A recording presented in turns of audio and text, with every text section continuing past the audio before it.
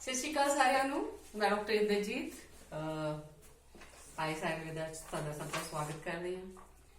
Corona ਬਹੁਤ ਜ਼ਿਆਦਾ ਫੈਲਿਆ ਹੋਇਆ ਔਰ ਮੈਂ ਨੈਟ ਤੇ ਦੇਖ ਰਹੀ ਸੀ ਕੋਈ ਪੰਜਾਬੀ ਚ ਕੋਈ ਵੀਡੀਓ ਨਹੀਂ ਹੈ ਸਭ ਨੂੰ ਸਮਝਾਉਣ ਲਈ। ਹਰ ਲੈਂਗੁਏਜ ਚ ਮੈਂ ਵੀਡੀਓਜ਼ ਦੇਖੀਆਂ तो ਮੈਨੂੰ ਲੱਗਿਆ ਕਿ ਮੈਨੂੰ ਕੁਝ ਐਫਰਟ ਕਰਨਾ ਚਾਹੀਦਾ ਐਟਲੀਸਟ ਸਿੰਪਲ ਭਾਸ਼ਾ ਚ, ਸਰਲ ਭਾਸ਼ਾ ਚ ਕਿ ਇਹ ਕਰੋਨਾ ਹੈ ਕਿ ਸਾਡੀ ਬਾਡੀ ਨੂੰ ਕਿਸ ਤਰ੍ਹਾਂ ਇਫੈਕਟ ਕਰਦਾ, ਕਿੱਦਾਂ ਇਹ ਇੰਨਾ ਕਿਉਂ ਡਰ ਰਹੇ ਹਾਂ ਅਸੀਂ ਇਹਦੇ ਤੋਂ, ਹੈ ਨਾ। तो मैं सोचा कि मैं चलो छोटे छोटे लफ्जां ਤੁਹਾਨੂੰ ਸਮਝਾਉਣ ਦੀ ਕੋਸ਼ਿਸ਼ ਕਰਾਂਗੀ। ਇਹਦੇ ਵਿੱਚ ਸਭ ਤੋਂ ਪਹਿਲੇ ਹੈ ਕਿ ਕਰੋਨਾ ਇੱਕ ਵਾਇਰਸ ਹੈ। ਅਗਰ ਇਹਨੂੰ ਸਿੰਪਲ ਲੈਂਗੁਏਜ ਚ ਸਮਝਿਆ ਜਾਏ ਤਾਂ ਵਾਇਰਸ ਹੈ। ਜਿਸ ਤਰ੍ਹਾਂ ਅੱਜ ਦੀ ਡੇਟ 'ਚ ਹਰ ਇੱਕ ਦੇ ਕੋਲ ਮੋਬਾਈਲ ਹੈ, ਕੰਪਿਊਟਰ ਹੈ, ਲੈਪਟਾਪ ਹੈ, ਸਾਰੇ ਉਹਦੇ ਤੇ ਕੰਮ ਕਰਦੇ ਆ। ਤਾਂ ਉਹਦੇ 'ਚ ਦੇਖਿਆ ਹੋਵੇਗਾ ਕਿ ਜਦੋਂ ਸਾਡੇ ਕੰਪਿਊਟਰ ਲੈਪਟਾਪ 'ਚ ਵੀ ਵਾਇਰਸ ਆ ਜਾਂਦਾ ਤਾਂ ਉਹ ਸਾਡਾ ਸਾਰਾ ਸਿਸਟਮ ਹੈਕ ਕਰ ਲੈਂਦਾ ਔਰ ਇੱਕਦਮ ਜਿਹੜੀ ਸਾਡੀ ਸਕਰੀਨ ਹੈ ਬਿਲਕੁਲ ਬਲੈਂਕ ਹੋ ਜਾਂਦੀ ਹੈ। ਇਸੇ ਤਰ੍ਹਾਂ ਇਹ ਵੀ ਵਾਇਰਸ ਹੈ, ਕਰੋਨਾ ਵੀ ਵਾਇਰਸ ਹੈ। ਤੇ ਕਰੋਨਾ ਕੀ ਕਰਦਾ, ਸਾਡੀ ਬਾਡੀ 'ਚ ਆ ਕੇ ਸਾਡਾ ਸਾਰੇ ਸਿਸਟਮ ਨੂੰ ਹੈਕ ਕਰ ਲੈਂਦਾ। ਇਸ ਲਈ ਇਹਦੇ ਤੋਂ ਜ਼ਿਆਦਾ ਡਰ ਰਿਹਾ ਕਿਉਂਕਿ ਇਹਦੀ ਪੋਟੈਂਸੀ ਬਹੁਤ ਜ਼ਿਆਦਾ। ਹਮੇਸ਼ਾ ਇਨਫੈਕਸ਼ਨਸ ਹੁੰਦੀਆਂ ਰਹਿੰਦੀਆਂ, ਜਨਰਲੀ ਵੀ ਤੁਸੀਂ ਦੇਖੋਗੇ ਇਨਫੈਕਸ਼ਨ ਹੁੰਦੀ ਰਹਿੰਦੀ ਆ। ਔਰ ਹੁਣ ਤੱਕ ਮੈਂ ਦੇਖਿਆ ਕਿ 4-5 ਸਾਲਾਂ ਤੋਂ ਜੋ ਵੀ ਇਨਫੈਕਸ਼ਨ ਹੁੰਦੀ ਹੈ, ਅਗਰ ਸਿੰਪਲ ਜਿਹਾ ਖਾਂਸੀ ਜ਼ੁਕਾਮ ਵੀ ਹੈ ਤਾਂ ਵੀ ਉਹ ਪੂਰੀ ਫੈਮਿਲੀ ਨੂੰ ਹੋ ਕੇ ਹਟਦਾ ਔਰ ਪੂਰੀ ਇਨਵੋਲਵਮੈਂਟ ਹੁੰਦੀ ਹੈ ਪੂਰੇ ਸਰੀਰ ਦੀ। ਉਸ ਤੋਂ ਬਾਅਦ ਕਿੰਨੇ ਦਿਨ ਲੱਗ ਜਾਂਦੇ ਆ ਬਾਡੀ ਨੂੰ ਰਿਵਾਈਵ ਕਰਨ ਦੀ। ਔਰ ਇਹਦੀ ਪੋਟੈਂਸੀ ਕਿਉਂਕਿ ਉਹਦੇ ਤੋਂ ਜ਼ਿਆਦਾ ਹੈ ਇਸ ਲਈ ਇਹਦੇ ਤੋਂ ਸਾਰੇ ਜਣੇ ਡਰ ਰਹੇ ਆ। ਹੁਣ ਇਹਦੇ 'ਚ ਮੈਂ ਇਹ ਦੱਸਦੀ ਹਾਂ ਕਿ ਉਹਦੇ 'ਚ ਜਿਸ ਤਰ੍ਹਾਂ ਉਹਦੇ ਏਦਾਂ ਕਰਦੇ ਆ ਕਿ ਅਸੀਂ ਐਂਟੀਵਾਇਰਸ ਵਾਇਰਸ ਦੇ ਲਈ ਅਸੀਂ ਐਂਟੀਵਾਇਰਸ ਇੰਸਟਾਲ ਕਰਵਾਉਂਦੇ ਆ। ਅੱਛਾ, ਇਹ ਵਾਇਰਸ ਇੰਸਟਾਲ ਕਰਨ, ਐਂਟੀਵਾਇਰਸ ਇੰਸਟਾਲ ਕਰਨ ਦਾ ਫਾਇਦਾ ਉਦੋਂ ਹੀ ਹੈ ਕਿ ਜਦੋਂ ਪ੍ਰੋਬਲਮ ਨਹੀਂ ਹੋਈ। ਜਦੋਂ ਅਗਰ ਪ੍ਰੋਬਲਮ ਹੋ ਗਈ ਤਾਂ ਅਸੀਂ ਉਦੋਂ ਐਂਟੀਵਾਇਰਸ ਵੀ ਨਹੀਂ ਇੰਸਟਾਲ ਕਰ ਸਕਦੇ ਜਦੋਂ ਸਾਡੀ ਪ੍ਰੋਬਲਮ ਆ ਚੁੱਕੀ ਹੈ। तो इसलिए जो गवर्नमेंट ਇੰਨੀਆਂ ਨਸੀਹਤਾਂ ਸਾਨੂੰ ਦੇ ਰਹੀ ਹੈ ਕਿ ਹਾਂ ਇਦਾਂ ਨਹੀਂ, ਇਦਾਂ ਧਿਆਨ ਰੱਖੋ, ਸੋਸ਼ਲ ਡਿਸਟੈਂਸ ਰੱਖੋ, ਇੱਕ ਦੂਸਰੇ ਨੂੰ ਦੂਰ ਰਹੋ, ਥੋੜੇ ਦੂਰ ਤੇ ਕਿਸੇ ਨੂੰ ਨਵੇਂ ਬੰਦੇ ਨੂੰ ਮਿਲਦੇ ਹੋ ਤਾਂ ਥੋੜੀ ਦੂਰੀ ਤੇ ਰਹੋ। ਉਹ ਇੱਕ ਐਂਟੀਵਾਇਰਸ ਦਾ ਕੰਮ ਕਰਦਾ ਹੈ। ਇਹ ਜਿਹੜੇ ਸਾਰੇ ਸਿਸਟਮ ਅਸੀਂ ਦੱਸ ਰਹੇ ਹਾਂ ਉਹ ਸਭ ਇੱਕ ਐਂਟੀਵਾਇਰਸ ਹੈ। ਮਤਲਬ ਉਹ ਉਦੋਂ ਹੀ ਕੰਮ ਕਰੇਗਾ ਐਂਟੀਵਾਇਰਸ ਜਦ ਸਾਨੂੰ ਕੋਈ ਪ੍ਰੋਬਲਮ ਨਹੀਂ ਹੈ। ਇੱਕ ਵਾਰ ਸਾਨੂੰ ਵਾਇਰਸ ਅਟੈਕ ਕਰ ਜਾਂਦਾ ਉਸ ਤੋਂ ਬਾਅਦ ਸਾਰੀਆਂ ਚੀਜ਼ਾਂ ਵਾਇਰਸ ਦੇ ਹੱਥ 'ਚ ਚਲੀਆਂ ਜਾਂਦੀਆਂ। ਤਾਂ ਐਂਟੀਵਾਇਰਸ ਜਿਸ ਤਰ੍ਹਾਂ ਪਹਿਲੇ ਹੀ ਡਾਊਨਲੋਡ ਕਰਦੇ ਹਾਂ ਅਸੀਂ ਆਪਣੇ ਸਿਸਟਮ 'ਚ, ਇਸੇ ਤਰ੍ਹਾਂ ਇਹ ਜਿਹੜੀਆਂ ਪ੍ਰੀਕਾਸ਼ਨਸ ਹੈ ਇਹ ਵੀ ਅਸੀਂ ਆਪਣੇ ਸਿਸਟਮ 'ਚ ਲੈ ਕੇ ਆਣੀਆਂ ਤਾਂ ਕਿ ਵਾਇਰਸ ਸਾਨੂੰ ਅਟੈਕ ਹੀ ਨਾ ਕਰ ਸਕੇ। ਔਰ ਅਗਰ ਬਾਈ ਚਾਂਸ ਕੁਝ ਕੰਟੈਂਟ ਉਹਦਾ ਇਦਾਂ ਦਾ ਆਂਦਾ ਵੀ ਹੈ ਤਾਂ ਬਾਡੀ ਉਹਨੂੰ ਅਟੈਕ ਕਰ ਸਕੇ, ਕਾਊਂਟਰ ਅਟੈਕ ਕਰ ਸਕਦੇ ਔਰ ਉਹ ਪੂਰਾ ਸਿਸਟਮ ਸਾਡਾ ਡਿਲੀਟ ਨਾ ਹੋਵੇ। ਤੁਸੀਂ ਦੇਖਿਆ ਹੋਵੇਗਾ ਜਦੋਂ ਵਾਇਰਸ ਆਂਦਾ ਤਾਂ ਵਾਇਰਸ ਜਦੋਂ ਅਸੀਂ ਫਾਰਮੈਟਿੰਗ ਕਰਵਾਉਂਦੇ ਆ ਆਪਣੇ ਉਹਦੀ ਕੰਪਿਊਟਰ ਦੀ ਜਾਂ ਲੈਪਟਾਪ ਦੀ, ਤੁਸੀਂ ਦੇਖੋਗੇ ਕਿ ਉਹੀ ਚੀਜ਼ਾਂ ਬਚਦੀਆਂ, ਉਹਦੇ ਚ ਡਾਟਾ ਉਹੀ ਅਸੀਂ ਰਿਟਰੀਵ ਕਰ ਸਕਦੇ ਆ ਜਿਹੜਾ ਕਿ ਅਸੀਂ ਅੱਛੀ ਤਰ੍ਹਾਂ ਸੇਵ ਕੀਤਾ ਹੁੰਦਾ। ਡੈਸਕਟਾਪ ਤੇ ਜੋ ਡਾਟਾ ਪਿਆ ਜਾਂ ਕੁਝ ਅਸੀਂ ਡਾਟਾ ਸੇਵ ਨਹੀਂ ਕੀਤਾ ਉਹ ਡਾਟਾ ਡਿਲੀਟ ਹੋ ਜਾਂਦਾ ਹੈ। ਜਿਹੜੇ ਲੋਕ ਜਿਨ੍ਹਾਂ ਲੋਕਾਂ ਦੀ ਡੈਥ ਹੋ ਰਹੀ ਹੈ, ਮੈਂ ਇਹ ਕਹਾਂਗੀ ਕਿ ਉਹ ਡਾਟਾ ਹੈ ਜਿਹੜਾ ਅੱਛੀ ਤਰ੍ਹਾਂ ਸੇਵਡ ਨਹੀਂ ਹੈ ਜਾਂ ਜਿਸ ਦੀ ਅਸੀਂ ਦੂਸਰੀ ਲੈਂਗੁਏਜ ਗੱਲ ਕਰੇ ਜਿਨ੍ਹਾਂ ਦੀ ਆਪਣੀ ਇਮਿਊਨਿਟੀ ਨਹੀਂ ਸੀਗੀ, ਜਿਨ੍ਹਾਂ ਨੇ ਖੁਦ ਨੂੰ ਅੱਛੀ ਤਰ੍ਹਾਂ ਸੇਵ ਨਹੀਂ ਕੀਤਾ ਹੋਇਆ ਸੀ। ਤਾਂ ਅਸੀਂ ਇੱਥੇ ਹੀ ਐਫਰਟ ਕਰ ਰਹੇ ਹਾਂ ਕਿ ਸਾਡਾ ਐਟਲੀਸਟ ਇੰਡੀਆ, ਪੰਜਾਬ, ਅਸੀਂ ਸਾਰੇ ਖੁਦ ਨੂੰ ਇੰਨਾ ਕੁ ਪ੍ਰੋਟੈਕਟਡ ਕਰਕੇ ਰੱਖ ਸਕੀਏ, ਆਪਣਾ ਐਂਟੀਵਾਇਰਸ ਇੰਸਟਾਲ ਕਰਕੇ ਰੱਖੀਏ ਤਾਂ ਕਿ ਸਾਨੂੰ ਕੋਈ ਦਿੱਕਤ ਨਾ ਹੋਵੇ। ਅੱਛਾ, ਇਹਦੇ ਚ ਮੈਂ ਮਤਲਬ ਕੋਸ਼ਿਸ਼ ਕੀਤੀ ਹੈ ਕਿ ਮੈਂ ਸਮਝਾਵਾਂ, ਠੀਕ ਹੈ। ਉਹਦੇ ਚ ਇਹ ਹੈ ਕਿ ਇਹ ਜਿਹੜਾ ਵਾਇਰਸ ਹੈ, ਇਹ ਵਾਇਰਸ ਕਿਉਂ ਇੰਨੇ ਲੋਕਾਂ ਨੂੰ ਇਕੱਠਾ ਅਟੈਕ ਕਰ ਰਿਹਾ, ਪ੍ਰੋਬਲਮ ਸਾਰੀ ਇਹ ਹੈ। ਇਹਦੇ ਚ ਇੱਕ ਐਗਜ਼ਾਮਪਲ ਛੋਟੀ ਜਿਹੀ ਦੇਣੀ ਚਾਹਾਂਗੀ। ਤੁਸੀਂ ਦੇਖਿਆ ਹੋਣਾ ਨਾ ਕਿ ਜਦੋਂ ਆਪਾਂ ਛੋਟੇ ਹੁੰਦੇ ਸੀ ਤਾਂ ਦੇਖਦੇ ਸੀ ਕਿ ਸਨਰੇਜ਼ ਆ ਰਹੀਆਂ ਹੈ ਨਾ, ਸਨਰੇਜ਼ ਅਗਰ ਆ ਰਹੀਆਂ ਤਾਂ ਇੱਕ ਛੋਟੇ ਤੁਸੀਂ ਦੇਖੋਗੇ ਬਹੁਤ ਜ਼ਿਆਦਾ ਸਾਨੂੰ ਉਹ ਦਿਖਦੇ ਰਹਿੰਦੇ ਆ, ਹੈ ਨਾ, ਪਾਰਟੀਕਲਸ ਦਿਖਦੇ ਰਹਿੰਦੇ ਆ ਜਿਹੜੇ ਕਿ ਜਦੋਂ ਕੋਈ ਇਨਫੈਕਸ਼ਨ ਨਹੀਂ ਹੁੰਦੀ ਤਾਂ ਉਦੋਂ ਵੀ ਦਿਖਦੇ ਆ। ਤਾਂ ਇਹ ਵਾਇਰਸ ਜਿਹੜਾ ਹੈ, ਇਹ ਵਾਇਰਸ ਤਾਂ ਇੰਨਾ ਜ਼ਿਆਦਾ ਸਟਰੋਂਗ ਵਾਇਰਸ ਹੈ ਕਿ ਇਹਦੇ ਪਾਰਟੀਕਲਸ ਤਾਂ ਤੁਸੀਂ ਸੋਚੋ ਕਿ ਅਗਰ ਅਸੀਂ ਬਹੁਤ ਲੋਕ ਇਕੱਠੇ हैं और ਉਹਦੇ ਚੋਂ 10 ਲੋਕਾਂ ਨੇ ਵੀ ਛਿੱਕ ਮਾਰਦੀ ਤਾਂ ਉਹ ਪਾਰਟੀਕਲਸ ਕਿੰਨੇ ਹੋ ਜਾਣਗੇ ਇੱਥੇ। ਇਸ ਲਈ ਗਵਰਨਮੈਂਟ ਕਹਿ ਰਹੀ ਹੈ ਕਿ ਸੋਸ਼ਲ ਡਿਸਟੈਂਸਿੰਗ ਰੱਖੋ ਔਰ ਆਪਣੇ ਇੱਕ ਦੂਸਰੇ ਤੋਂ ਦੂਰ ਰਹੋ ਕਿਉਂਕਿ ਉਹ ਪਾਰਟੀਕਲਸ ਹਵਾ 'ਚ ਆਣਗੇ ਹੀ ਆਣਗੇ ਔਰ ਕਿੰਨੇ ਦੂਰ ਤੱਕ ਮਾਰ ਕਰ ਸਕਦੇ ਆ, ਉਹ 6 ਤੋਂ 9 ਮੀਟਰ ਤੱਕ ਕਹਿੰਦੇ ਆ ਕਿ ਉਹ ਇਫੈਕਟ ਕਰ ਸਕਦੇ ਆ। ਔਰ ਬਹੁਤ ਸਾਰੀਆਂ ਵੀਡੀਓਜ਼ ਵੀ ਆ ਚੁੱਕੀਆਂ ਔਰ ਬਹੁਤ ਲੋਕਾਂ ਨੇ ਦੇਖ ਵੀ ਲਈਆਂ ਹੋਣਗੀਆਂ। ਅਜੇ ਇਹਦੇ ਚ ਜਾਂਦਾ ਕਿ ਇਹ ਐਂਟੀਵਾਇਰਸ ਹੈ, ਸਫਾਈ ਜੋ ਦੱਸਿਆ ਹੋਇਆ, ਸਪੈਸ਼ਲ ਹਾਈਜੀਨ, ਹੱਥ ਧੋਣੇ, ਦੂਰੀ ਦੂਸਰੇ ਤੋਂ। ਔਰ ਤੀਸਰੀ ਹੈ ਕਿ ਆਪਣੀ ਰੋਗ ਪ੍ਰਤੀਰੋਧਕ ਸ਼ਕਤੀ ਜਿਹੜੀ ਸਾਡੀ ਜਿਹਦੇ ਨਾਲ ਅਸੀਂ ਕਿਸੇ ਚੀਜ਼ ਦੇ ਨਾਲ ਲੜਦੇ ਆ, ਉਹਦੇ ਅਗੇਂਸਟ ਖੜਦੇ ਆ, ਤਾਂ ਉਹਨੂੰ ਅਸੀਂ ਆਪਣੇ ਆਪ ਨੂੰ ਸਟਰੋਂਗ ਕਰਨਾ। एनवायरमेंट इन्ना क ड्राई हो गया साडा, इन्ना पोल्यूटेड होया इन्ना क ज्यादा ड्राई है, खुश्क है, जिस तरह वो की करदा साडे जेडे लंग्स है ये भी एक्वाटिक स्पेस है, इथे सारा स्पॉन्जी बनया हुआ है। लंग्स दी मैं बहुत ज्यादा अच्छी ड्राइंग नहीं है बट बनाने की कोशिश करती है कि लंग्स तो तुसीं समझो कि लंग्स है ਇਹ ਇੱਕ ਸਪੰਜ ਵਰਗੇ ਹੁੰਦੇ ਆ। ਸਪੰਜ ਚ ਜਿਸ ਤਰ੍ਹਾਂ ਵਿੱਚ ਮੋਰੀਆਂ ਜੀਆਂ ਹੁੰਦੀਆਂ, ਉਸੇ ਤਰ੍ਹਾਂ ਸਾਡੇ ਲੰਗਸ ਵੀ ਸਪੰਜੀ ਹੁੰਦੇ ਆ, ਪੂਰੇ ਮਸਕੂਲਰ ਹੁੰਦੇ ਆ, ਅੱਛੇ ਜੇ ਹੈਲਦੀ ਹੁੰਦੇ ਆ। ਔਰ ਉਹਦੇ ਚ ਜਿਹੜੀ ਜਦੋਂ ਅਸੀਂ ਆਕਸੀਜਨ ਅੰਦਰ ਲੈ ਕੇ ਜਾਂਦੇ ਆ ਤਾਂ ਉਹ ਆਕਸੀਜਨ ਹੀ ਕੰਮ ਕਰਦੀ ਹੈ ਨਾ। ਤੇ क्योंकि एनवायरमेंट इतना ज्यादा ड्राई है और साडे जेडे मोबाइल और ये सारिया रेडिएशंस हैं इन्होंने भी साडी बॉडी नूं होर ड्राई कीता होया। एक बहुत वधिया एग्जाम्पल दिंदे आ सारे लोग कि जब जेड़ी कोई चीज सुक जाती है, जिहदे च बहुत आकड़ आ जाती है, ड्राई हो जाती है जेड़ी चीज, वो उन्नी ज्यादा ब्रिटल हो जाती है कि ਉਹਨੂੰ ਅਸੀਂ ਹਲਕਾ ਜਿਹਾ ਵੀ ਮੋੜਾਂਗੇ ਉਹ ਟੁੱਟ ਜਾਏਗੀ। ਜਿਹੜੀ ਚੀਜ਼ 'ਚ ਫਲੈਕਸੀਬਿਲਿਟੀ ਹੋਏਗੀ, ਜਿਹਦੇ 'ਚ ਨਰਮਾਈ ਹੋਏਗੀ, ਉਹੀ ਲਿਫੇਗੀ। तो इन्नियां डेथ्स होने का मतलब इटली अमेरिका और जिन्नी भी जगह ते इन्ना ज्यादा फैलिया, उत्थे क्यों एक रीजन बनया। लोग बहुत पूछ रहे हैं कि उत्थे इन्नियां डेथ्स क्यों हुई। जिथों तक मेरी समझ है मैं उन्होंने एक्सप्लेन करने की कोशिश करांगी, उस तो बाद आप लवांगे कि वायरस बॉडी ते अटैक कितना करता और किस तरह असी ਜਿਹੜੀਆਂ ਅਸੀਂ ਕਹਿੰਦੇ ਜਿਹਨੂੰ ਅਸੀਂ ਐਂਟੀਵਾਇਰਸ ਕਹਿੰਦੇ ਆ ਕਿ ਹਲਦੀ ਲੈਣਾ ਉਹ ਕਿੱਦਾਂ ਇਫੈਕਟ ਕਰਦੀਆਂ। इटली अमेरिका और जिन्नियां भी जगह असी कहने हैं या जिथे जिथे भी बहुत लोग इकट्ठे रहंदे आ, जिथे उन्होंने बहुत ज्यादा ब्रीदिंग लई स्पेस नहीं मिलती, उत्थे की हुंदा कि जिन्नी भी ये जगह है तुसीं देखोगे ये लोग वो हैं जो माइग्रेट एक जगह तो दूसरी जगह ते गए हुए हैं। बहुत सारे लोग वो इन्वॉल्व हुए हैं ਜਿਹੜੇ ਇਕੱਲੇ ਰਹਿੰਦੇ ਆ। ਜਦੋਂ ਕੋਈ ਇਨਸਾਨ ਇਕੱਲਾ ਹੁੰਦਾ ਉਹ ਆਈਸੋਲੇਟਡ ਹੋ ਜਾਂਦਾ, ਉਹਦੇ ਚ ਵਾਤ ਦਾ ਪ੍ਰਕੋਪ ਬਹੁਤ ਜ਼ਿਆਦਾ ਹੁੰਦਾ। ਜਦੋਂ ਅਸੀਂ ਫੈਮਿਲੀਜ਼ ਚ ਰਹਿੰਦੇ ਆ, ਫੈਮਿਲੀ ਇੱਕ ਦੂਸਰੇ ਦੇ ਨਾਲ ਸਾਨੂੰ ਬਹੁਤ ਜ਼ਿਆਦਾ ਪੇਸ਼ੈਂਸ ਡਿਵੈਲਪ ਕਰ ਦਿੰਦੀ ਹੈ। ਇੱਕ ਤਾਂ ਕਫ ਬੌਂਡਿੰਗ ਹੁੰਦੀ ਹੈ ਸਾਡੇ ਰਿਲੇਸ਼ਨਸ਼ਿਪ ਦੀ, ਜਿਹੜੀ ਸਾਨੂੰ ਬੰਨ ਕੇ ਰੱਖਦੀ ਹੈ ਸਾਰਿਆਂ ਨੂੰ, ਸਾਰਿਆਂ ਦੀ ਇਮਿਊਨਿਟੀ ਹਾਈ ਕਰਦੀ ਆ। ਇੱਕ ਬੰਦਾ ਕੁਝ ਕਹਿੰਦਾ ਦੂਸਰਾ ਕੁਝ ਕਹਿੰਦਾ ਤਾਂ ਸਾਡੀ ਬੋਡੀ ਅਡੈਪਟ ਹੋ ਜਾਂਦੀ ਹੈ। ਜਦੋਂ ਸਾਡੀ ਬੋਡੀ ਅਡੈਪਟ ਹੋ ਜਾਂਦੀ ਹੈ ਤਾਂ ਉਹ ਹਰ ਕਿਸ ਤਰ੍ਹਾਂ ਦੇ এনवायरमेंट ਚ ਐਡਜਸਟ ਕਰਨ ਲੱਗ ਜਾਂਦੀ ਹੈ। ਜਦੋਂ ਅਸੀਂ ਇਕੱਲੇ ਰਹਿੰਦੇ ਆ ਤਾਂ ਅਸੀਂ ਸਟਿਫ ਹੁੰਦੇ ਜਾਂਦੇ ਆ, ਸਾਨੂੰ ਆਪਣੀ ਮਰਜ਼ੀ ਨਾਲ ਹਰ ਚੀਜ਼ ਕਰਨ ਦੀ ਆਦਤ ਪੈ ਜਾਂਦੀ ਹੈ। ਤਾਂ ਇੱਥੇ ਵੀ ਇਦਾਂ ਹੋਇਆ ਕਿ ਇੱਕ ਤਾਂ ਇਕੱਲੇ ਰਹਿੰਦੇ ਆ, दूसरा है कि ड्राइनेस बढ़ जाती है, तीसरा है कि उथों के जो एनवायरमेंट जो उथों का है वो लोग एक रेगुलेटेड एनवायरमेंट रहते हैं। अगर बाहर गर्मी है तो अंदर एसी है, उन्होंने हर जगह ते टेंपरेचर कंट्रोल्ड है, उन्होंने बॉडी खुद नू एफर्ट नहीं करना पैंदा। उन्होंने बॉडी नू अमेरिका लगा लो, इटली लगा लो, जिन्ने भी डेवलप कंट्री है उन्होंने बॉडीज खुद नू बिल्कुल मतलब उन्होंने एफर्ट नहीं करना पैंदा कि बाहर का टेंपरेचर मैं थोड़ा बहुत गर्मी बर्दाश्त कर ला, नहीं बर्दाश्त कर सकते। तो ਉਹਦੇ ਨਾਲ ਕੀ ਹੁੰਦਾ ਕਿ ਹੌਲੀ ਹੌਲੀ ਤੁਹਾਡੀ ਖੁਦ ਦੀ ਇਮਿਊਨਿਟੀ ਬਿਲਕੁਲ ਸਲੋ ਹੁੰਦੀ ਜਾਂਦੀ ਹੈ। ਤੁਹਾਨੂੰ ਹਰ ਚੀਜ਼ ਫਿਲਟਰ ਹੋਈ ਮਿਲਦੀ ਹੈ, ਤੁਹਾਨੂੰ ਪਾਣੀ ਫਿਲਟਰ ਹੋਇਆ ਮਿਲਦਾ, ਤੁਹਾਨੂੰ ਦੁੱਧ ਪਿਓਰ ਮਿਲਦਾ, ਤੁਹਾਡੀ ਬੋਡੀ ਤਾਂ ਕੁਝ ਕਰ ਹੀ ਨਹੀਂ ਰਹੀ।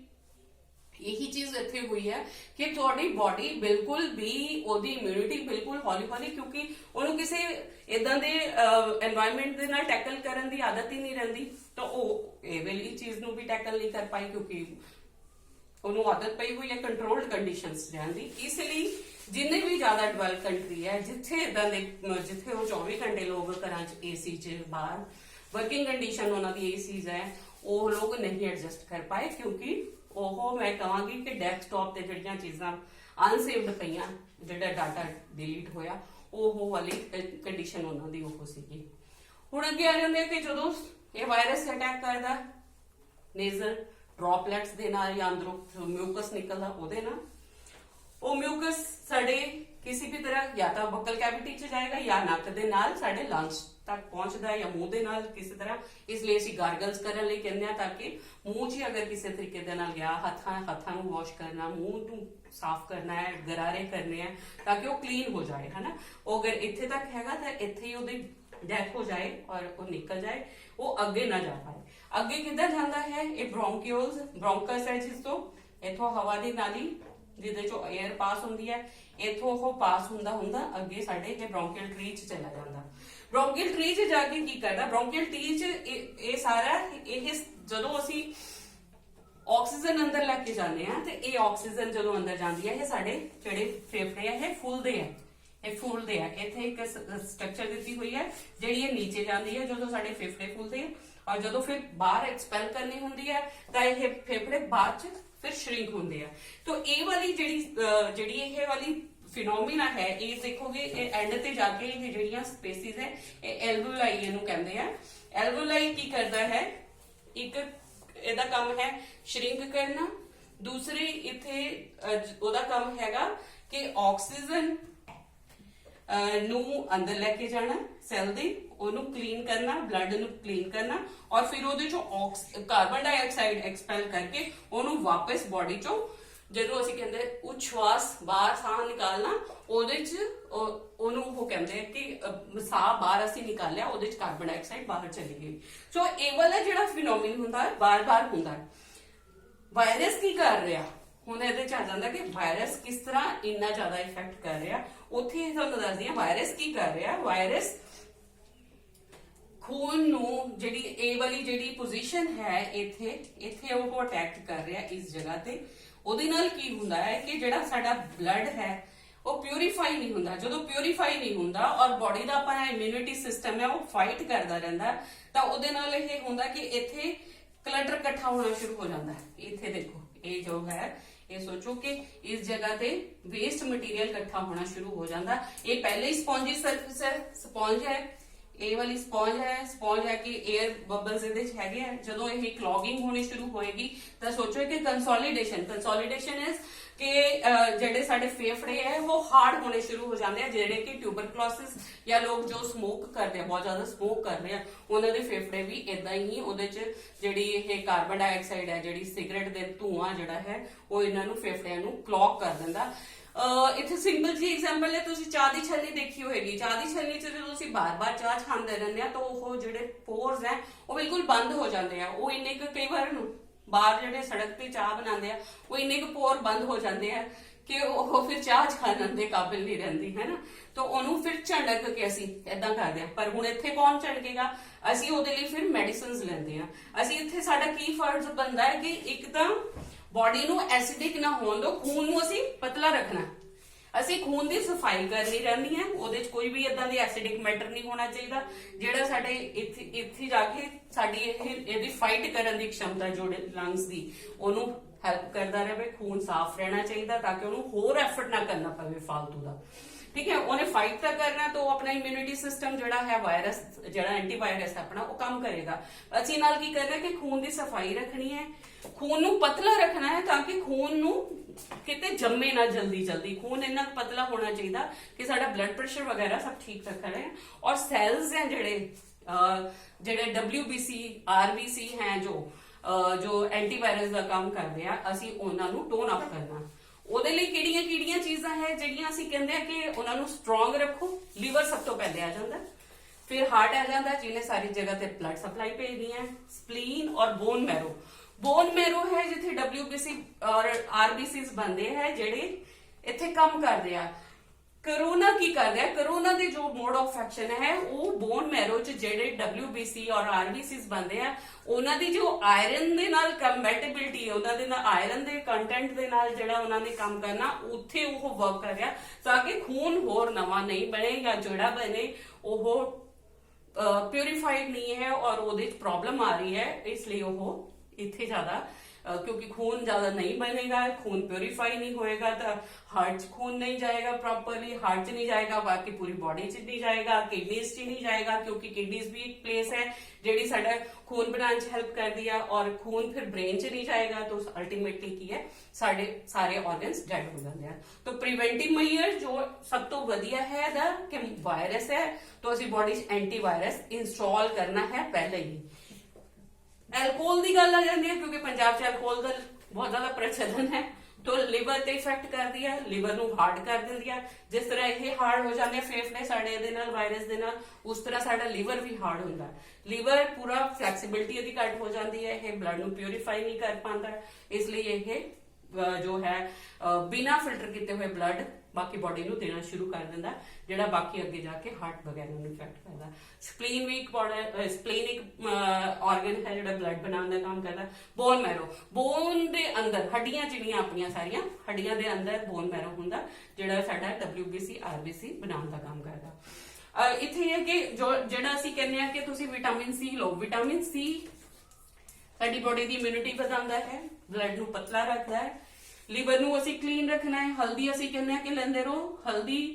ਹਲਦੀ ਦੇ ਨਾਲ